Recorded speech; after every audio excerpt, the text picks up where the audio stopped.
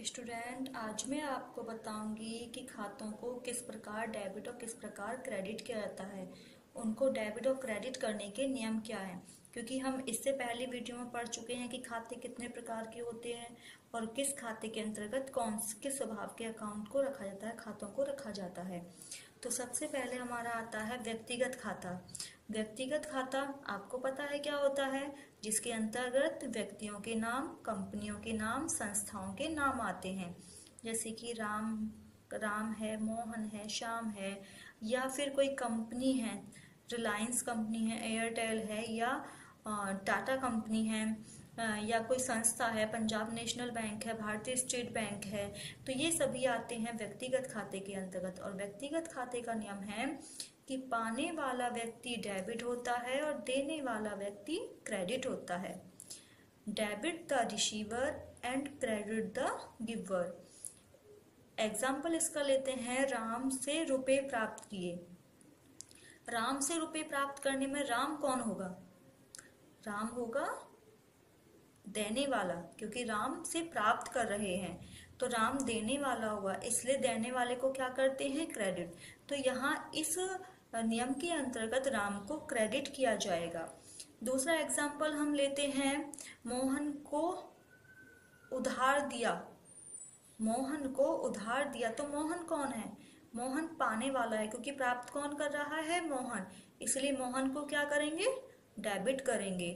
तो ये है व्यक्तिगत खाते का नियम, जिसके अंतर्गत व्यक्तियों के नाम, संस्थाओं के नाम और कंपनियों के नाम को डेबिट और क्रेडिट किया जाता है। दूसरा खाता है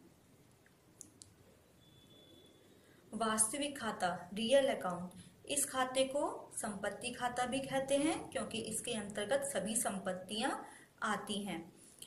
संपत्तियां cash, machinery, building, furniture, goods में सेल्स परचेज दोनों, ये वास्तविक खाते हैं। वास्तविक खाते का नियम है, व्यापार में आने वाली वस्तु डेबिट की जाती है और व्यापार से जाने वाली वस्तु क्रेडिट की जाती है।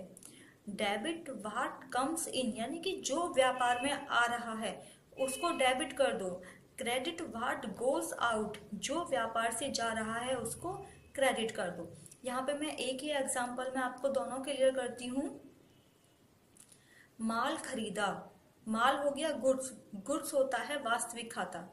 माल खरीदेंगे तो हम क्या देकर आते हैं? हम किसी से कोई वस्तु खरीदते हैं तो वस्तु के बदले में उसको क्या दे के आते हैं? उतनी ही कीमत उसको देकर आते हैं, उतने ही उसको रुपए देकर आते हैं। तो क्या आया? माल आया, क्योंकि हमने माल खरीदा है इसलिए माल आया। तो आने वाली वस्तु क्या होती है? डेबिट होती है। तो हमने यहाँ पर गुड्स को कर दिया डेबिट। व्यापार से जाने वाली वस्तु क्रेडिट। क्या गया? जब हम माल खरीद कर लाए तो हम क्या देकर आए? दुकानदार को, शॉपकीपर को हम देकर आए रुपए। तो रुपए चले गए, व्यापार से रुपए चले गए, तो जाने वाली वस्तु होती है क्रेडिट। तो ये वास्तविक खाते का नियम है, व्यापार में आने वाली वस्तु डेबिट और व्यापार से जाने वाली वस्तु। एग्जाम्पल से आपको क्लियर हो गया होगा। नेक्स्ट अकाउंट है अवास्तविक या नाममात्र खाता, नॉमिनल अकाउंट। नॉमिनल अकाउंट आपको पता है क्या आता है इसके अंतर्गत? सभी आय आती हैं, सभी व्यय आते हैं, लाभ हानि, ये सभी इस खाते के अंतर्गत आते हैं। जैसे किराया दिया, वेतन दिया, कमीशन मिला, ये क्या है? ये खर्चे हैं, इनकम्स हैं, इसलिए ये अवास्तविक या नाममात्र खाते के अंतर्गत आते हैं। इसका नियम है, समस्त व्यय और हानियां डेबिट की जाती हैं, समस्त व्यय और हानियां डेबिट की जाती हैं और समस्त आय तथा लाभ क्रेडिट किए जाते हैं। Debit all the expenses and losses and credit all the incomes and gains.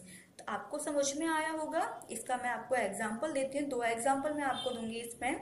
पहला एग्जाम्पल है किराया दिया। जब हम किराया देते हैं तो वो हमारा खर्चा होता है। खर्चा होता है तो खर्चे को क्या करेंगे? डेबिट करेंगे। तो हमने क्या करा? रेंट को डेबिट कर दिया।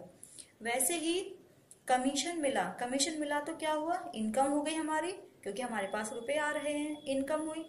इनकम को क्या करना है? क्रेडिट करना है। तो कमीशन को क्या करा? क्रेडिट करा।